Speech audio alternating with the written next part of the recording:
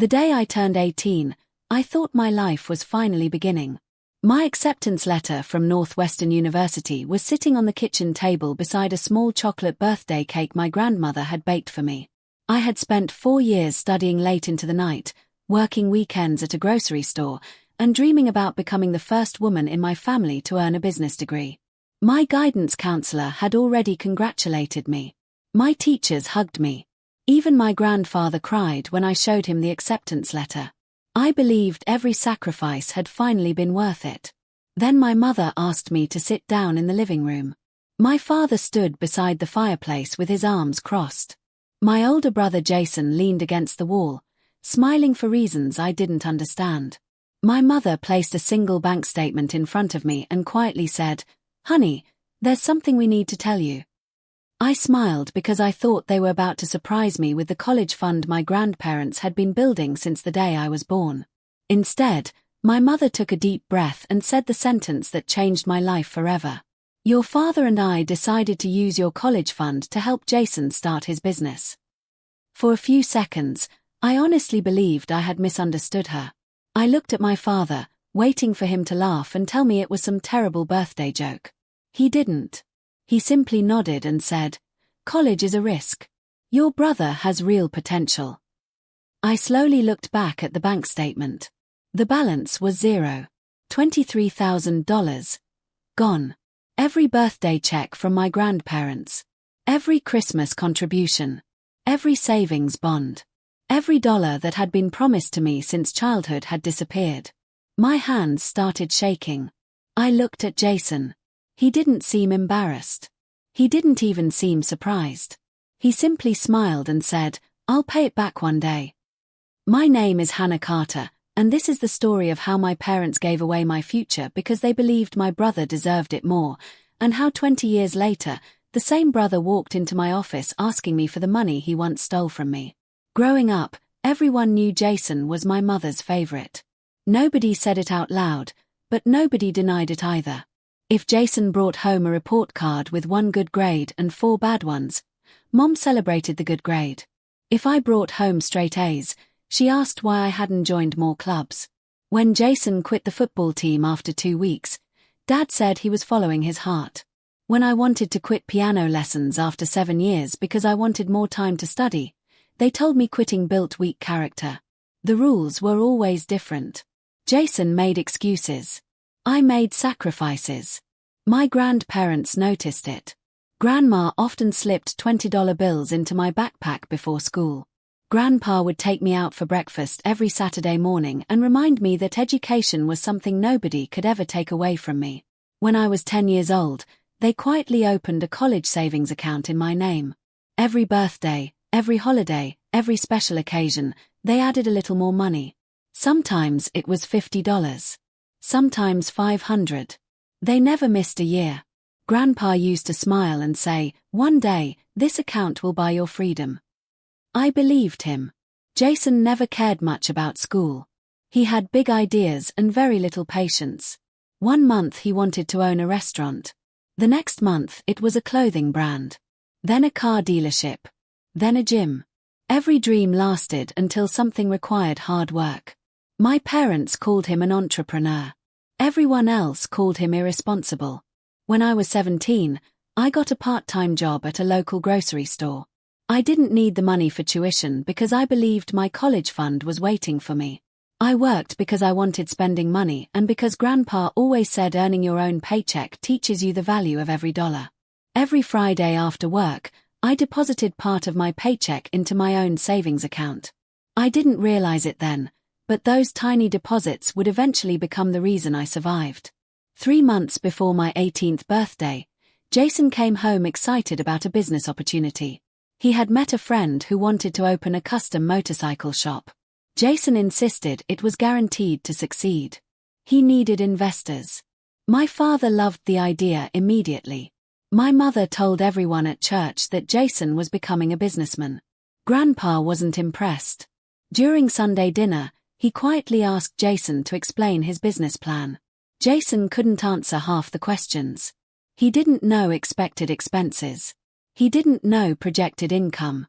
He didn't even know how many customers they needed each month to break even. Grandpa politely pushed his plate away and said, "Dreams are wonderful. Plans are better." Jason rolled his eyes. Later that evening, I overheard my parents arguing in the kitchen. My mother kept saying this was Jason's chance. My father said they had to find the money somehow. I assumed they were talking about a bank loan. I never imagined they were talking about my future. Then came my 18th birthday. The day my college fund disappeared. After my parents admitted what they had done, I couldn't speak. I stared at the empty bank statement while my mother tried to explain that families make sacrifices for each other. She promised Jason would repay every penny after his business became successful. Jason nodded confidently as if success had already arrived. I quietly asked one question. Did Grandpa know? The room became silent. Nobody answered. That told me everything. They hadn't only taken my money. They had hidden it from the people who saved it. I walked upstairs, packed one suitcase, and left the house before sunset. Nobody stopped me. Not my father. Not my mother. Not even Jason. I spent my first night sleeping on my grandmother's couch. When Grandpa came home and saw my suitcase, he immediately knew something was wrong. I handed him the empty bank statement. He read it once. Then again. His hands began shaking. I had never seen my grandfather cry before. That night. He did. The next morning, Grandpa drove straight to my parents' house. I wasn't there. But later Grandma told me exactly what happened. Grandpa demanded they return every dollar. My father argued that the money belonged to the family. Grandpa reminded him the account had been created only for my education. My mother insisted they would repay it later. Grandpa simply replied, "You didn't borrow it. You stole it." That sentence divided our family forever. For the next 4 years, I attended community college while working 2 jobs. Morning classes. Afternoon grocery shifts. Night shifts cleaning office buildings. Some days I slept only 4 hours. I watched friends leave for universities while I counted every dollar before buying groceries. There were nights I cried from exhaustion. But every time I thought about quitting, I remembered Grandpa's words. Education buys freedom. Eventually, I transferred to a state university on scholarships I earned myself. No family money. No favors. Just hard work. Meanwhile, Jason's motorcycle business collapsed in less than 11 months. His partner disappeared. The shop closed. Every dollar of my college fund was gone. Not invested. Gone. Did my parents apologize? No. Instead, they said everyone makes mistakes. They asked me to be understanding. That was the moment I realized something. In our family, responsibility only existed for one child. And it wasn't Jason. 2 years later, Grandpa passed away. Before he died, he held my hand in the hospital and whispered something I'll never forget. "Hannah, they took your money. But don't let them take your future." Those became the last words he ever spoke to me. I carried them with me every single day. After graduation, I accepted an entry-level job at a financial consulting firm in Chicago. The salary wasn't impressive. The apartment was tiny. The furniture came from thrift stores. But everything inside that apartment belonged to me. For the first time in my life. So did my future. Meanwhile, my parents continued helping Jason. They paid his debts. They covered his rent. They rescued every failed business idea. Every Christmas card I received from home included another story about Jason's next big opportunity. Eventually, the cards stopped coming altogether. Years passed. I built my career one promotion at a time. Analyst. Manager. Director. Vice president. Every achievement reminded me of the day I left home with one suitcase and $83. Because if my parents had never emptied that account, I might never have discovered how strong I could become. Then one ordinary Monday morning, nearly 20 years after my 18th birthday, my assistant walked into my executive office carrying 2 visitor forms. She smiled politely and said, "Ms. Carter, there's a man here asking for a meeting." I barely looked up from my laptop. What's his name? She glanced down at the paper, then quietly answered. Jason Carter. My hand froze above the keyboard. After 20 years. My brother had finally come looking for me. But he wasn't coming as family. He was coming because he needed something. And deep inside, I already knew exactly what it was when my assistant said, Ms. Carter, there's a man here asking for a meeting. His name is Jason Carter. I honestly thought I had heard her wrong. 20 years. 20 years without a phone call. Without a birthday card. Without an apology. And suddenly, my brother was sitting in my reception area. I took a deep breath. Then calmly said, "Send him in." A minute later, the office door slowly opened. For a moment, I didn't recognize him. The confident young man who once believed the world owed him success was gone. His expensive clothes had been replaced by a worn grey jacket. His hair was beginning to turn grey. Dark circles surrounded his eyes. He looked tired, broken, older than his years. When he finally looked up and saw me sitting behind the CEO desk, he froze. "Hannah." I smiled politely. "Good afternoon, Jason." He looked around the office. The floor-to-ceiling windows. The awards. The framed magazine covers. The company logo behind my desk. Then he quietly whispered, "You actually did it." I nodded. I did. For several seconds, neither of us spoke. Finally, he sat down. I don't even know where to start. I folded my hands. "Start with the truth." He lowered his eyes. Then slowly admitted. His latest business had failed. Again. This time it wasn't motorcycles. It was a chain of fitness centers. He had borrowed millions from investors. The economy changed. Memberships dropped. The business collapsed. Now banks were demanding repayment. If he couldn't find $2 million within 30 days, everything would be gone. His house. His savings. His business. Everything. I listened quietly. Then asked one question. "Why come to me?" He smiled sadly. "Because everyone else already said no." I looked at him for a long moment. Then quietly asked, "Did Mom tell you to come?" He nodded. "Of course she did. Some things never changed." He reached into his briefcase. Pulled out financial statements. Business plans. Loan documents. Everything looked organized. For the first time in his life, he had actually prepared. But it was 20 years too late. He looked directly at me. "I'm not asking for charity. I'll pay every penny back." Those words hit me harder than I expected. Because I had heard them before. 20 years earlier. Standing in my parents' living room. "I'll pay it back one day." He remembered too. I could see it in his face. The silence became almost unbearable. Finally, he whispered, "I know. I remember." For the first time, I saw genuine shame. Not embarrassment. Not regret because life had become difficult.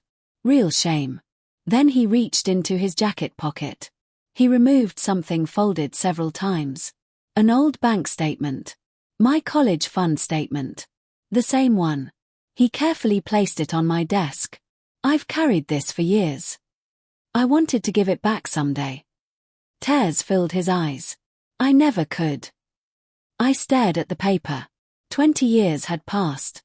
Yet seeing that empty balance still hurt. He quietly continued. "You know what the worst part is? I actually believed I deserved it. I believed Mom and Dad. I believed I was the investment." He looked down. I wasn't. I didn't interrupt. He needed to say it. They kept rescuing me. And every time they rescued me, I became weaker. His voice cracked. "You built your own life. I borrowed mine." For several seconds, neither of us spoke. Then I asked him something. "Where are Mom and Dad?" He sighed deeply. "Dad retired. They lost the house." I frowned. "What?" He nodded. They refinanced it several times, helping me. They spent their retirement savings covering my debts. They thought one successful business would fix everything. It never did. I closed my eyes. The same pattern. Again. And again. Always rescuing Jason.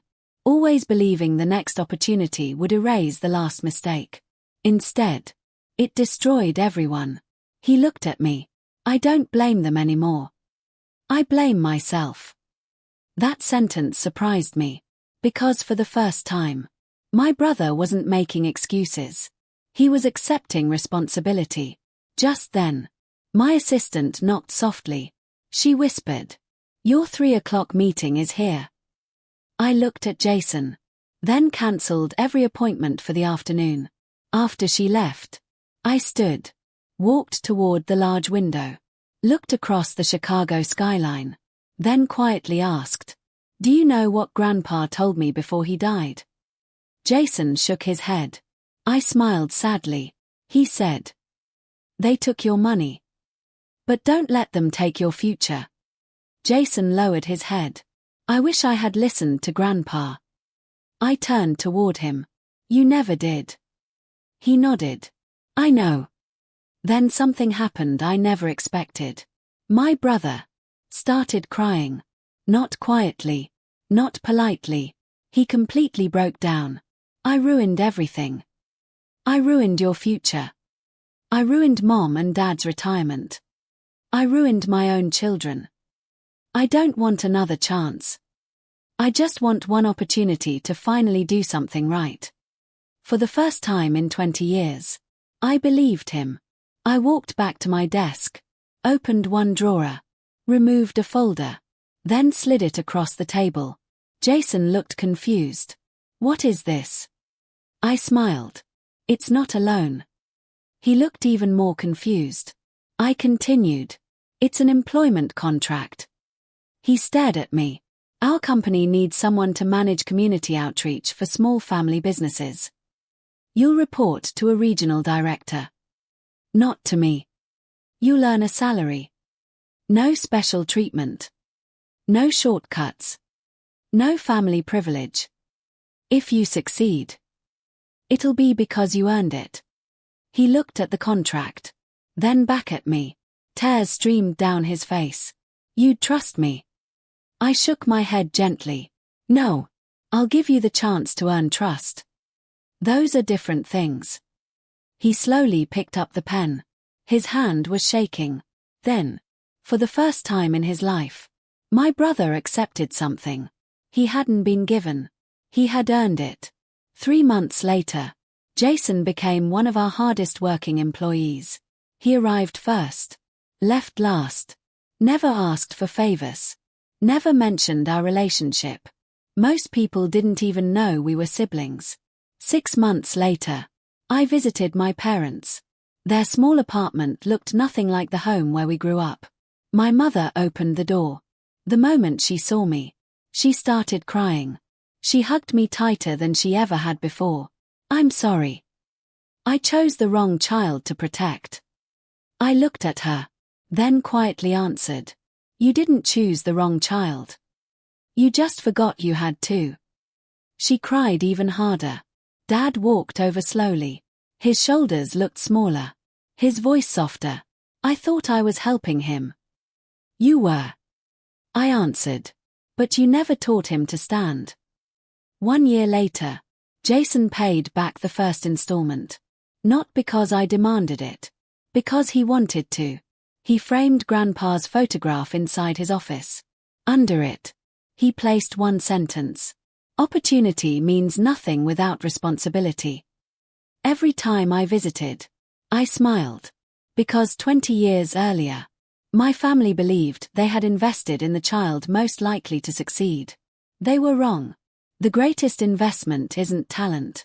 It isn't potential. It isn't even money. It's character. And character is the only thing that keeps growing, long after the money is gone.